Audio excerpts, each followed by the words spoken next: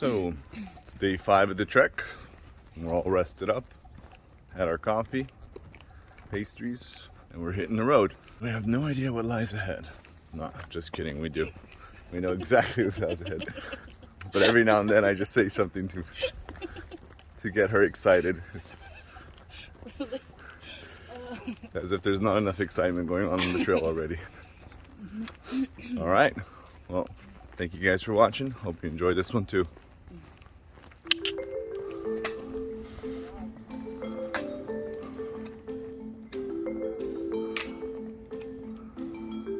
So today we're heading towards Spello. Technically there's Foligno before that, which is part of the actual trail.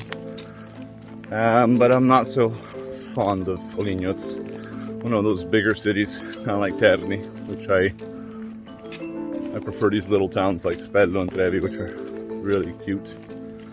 And speaking of Trevi, last time I was there, I spoke to a historian and asked him if Trevi had anything to do with the fountain of Trevi in Rome.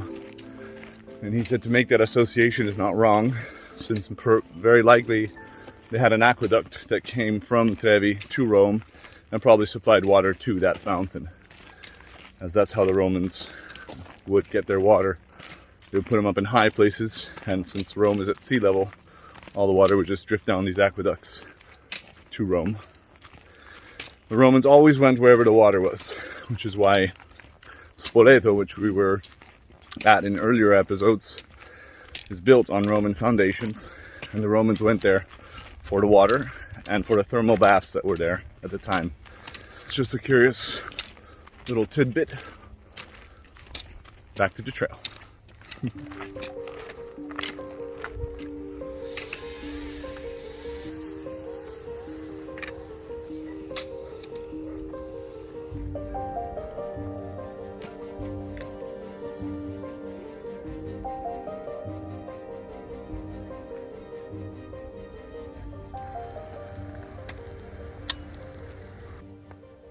They think we're gonna feed them or something. Ah! He's like, don't worry. Hi dear. Yeah, maybe they thought we were gonna feed him. Oh, noisy little buggers, huh? Gobble, gobble, gobble, gobble. He responds, huh? Gobble,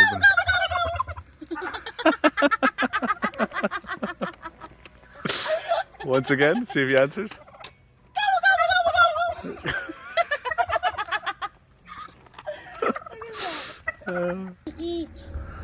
Yeah, you can go.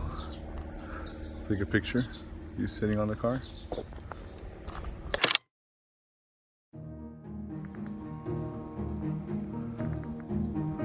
This here is 𝐸𝐵𝐴.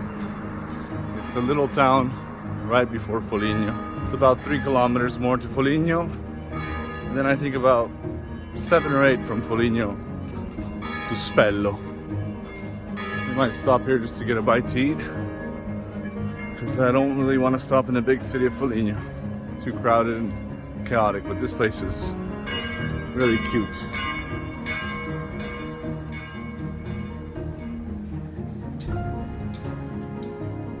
So we picked up some stuff at the local bakery. We stopped here by the fountain to fill up our water bottles. We're gonna be eating with a view of the church.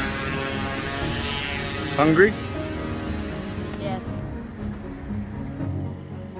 So we met some pilgrims on the way, right there.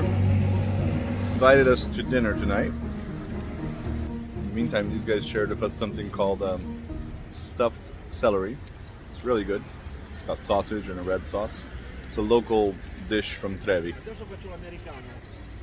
You want? You want? Yeah, I've had. Oh my goodness, thank you. Thank you. It's really good. Molto buono. Fantastico. There's always place for dessert, because dessert doesn't go to the stomach. It goes to the heart. This is, they call it a peach, una pesca. It's like 2 very soft pastry breads with a cream sandwich in between. And there's a glaze, like a cherry glaze on the outside. It's a local thing, And if you come by here, there's a really nice bakery that makes it. They've actually won prizes for making these. And it's really, really good. Very decadent, but delicious. How do you eat it? Just grab you can break it in half and take one and just take a bite. It's full of cream.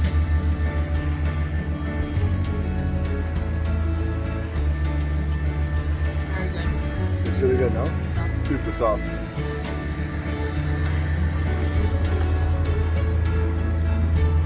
Look at that.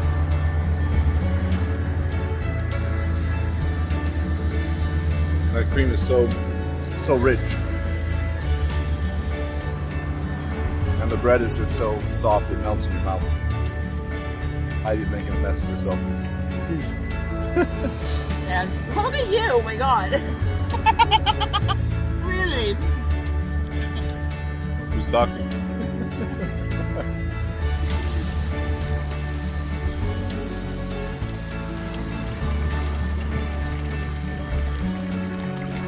In case you're wondering where we got those pastries from, this is the place. It's just called oven, forno. That's it. Doesn't get much more simple than that. And now that we've eaten, we've got to get all the way to Foligno and pass Foligno to Spello. And one of the pilgrims just told me that if we get to Spello today and tomorrow to Assisi, we'll be arriving on October the 4th, which is the day of St. Francis. Actually didn't plan that, but it's happening. It just kind of happened. Which is kind of crazy, but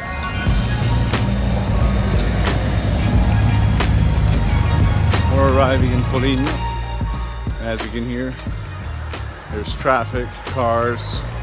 Starts to become a little more chaotic. There are a few spots on the walk that are like this, usually going through the bigger cities, which kind of really makes you appreciate when you're up there in the silence and in the quiet of the mountains in those little towns. For example, Trevi, it was so quiet, you could hear a mouse. The whole town just goes into a complete slumber and silence.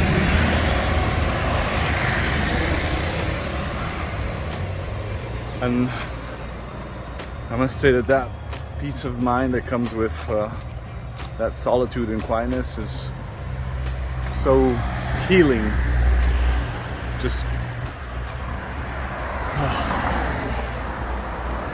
I'm not feeling it now because I'm here, but I miss the feeling of it right now as we're walking through here. Soon, in about another hour's walk, we'll be back in a more forested area among the olive hills. I have that sensation once again. Although what I think Francis did was he would go and recharge himself and try to bring that back with him. I think that's the goal of this walk, is to try and bring back some of what you find here to wherever it is that your home is.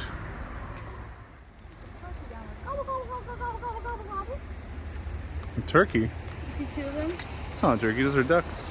Those huge things? Yeah, it's a particular kind of duck. Oh, sorry. Quack, quack. They're pretty though, huh? Green, white, and they have that little kind of red stuff on their face. But yes, I think it's a mix between a duck and a turkey. Well, you can believe what you want. But he doesn't seem to respond to your turkey call like the other turkey did. Yeah, right? We found out that she does have a St. Francis gift, Nikki. Heidi, sorry. She can speak to animals. She got the donkey to talk, the turkeys to talk. It's a gift. You're an animal whisperer. It's a gift!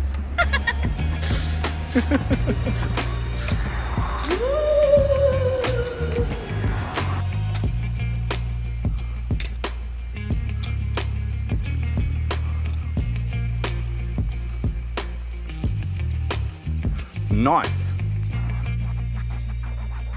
3 more kilometers and we're at Spello, which is right up there. I know it looks tiny now, but I'll zoom in and give you a closer look at what it looks like.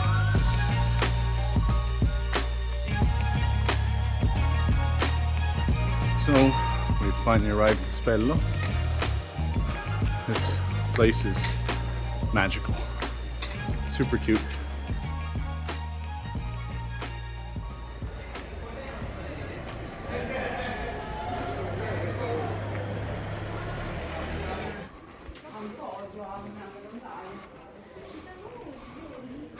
Makes you think of when they used to lay siege to these cities in full armor, which probably weighed more than what I have on my back. What were they thinking? In their right minds.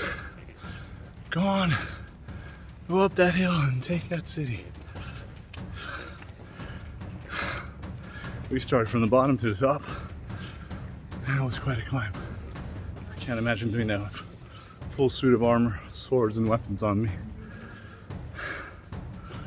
Whew. Now her, on the other hand, she's capable. You can see her wearing a Brunhilde spear and armor, charging up here. Little Italians flying around as she charges through.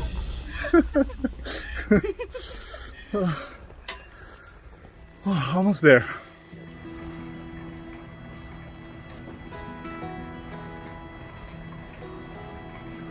Well, we've arrived. This is the convent we're going to be staying in tonight. Looks nice. This is the basic room. Sleeping bags tonight. There's a bathroom. And the nuns told us that we can have dinner with them out there in the courtyard. That'll be cool. Let's see how that goes. All showered up and clean. Came back up to Spello to check out the sights before dinner at 7:30 at the convent. The thing is, if you stop moving, tiredness kicks in, and next thing you know, you're asleep.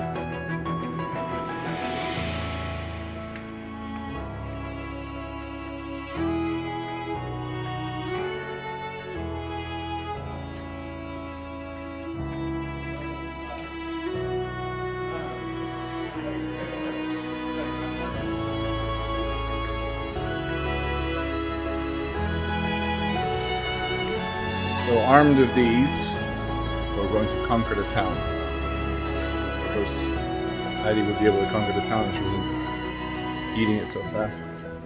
I understand why she's eating fast. It's melting pretty fast. Oh, that's so good.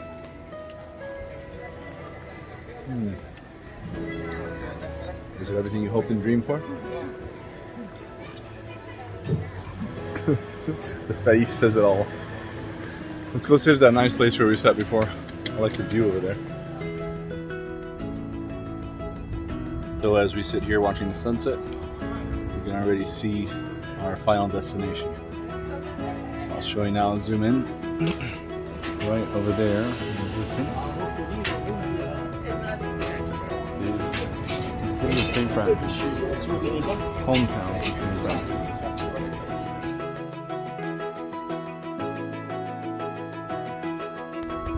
Alright, it's time to head back to the convent and see what these nuns have made for dinner. Maybe this will be the time to do that. The food is good. Accommodations, there's water, which is important for a chicken chowder. They have a sister's suit big enough for her. We might just have a winner. None of that. Oh God. Oh God, that's too much.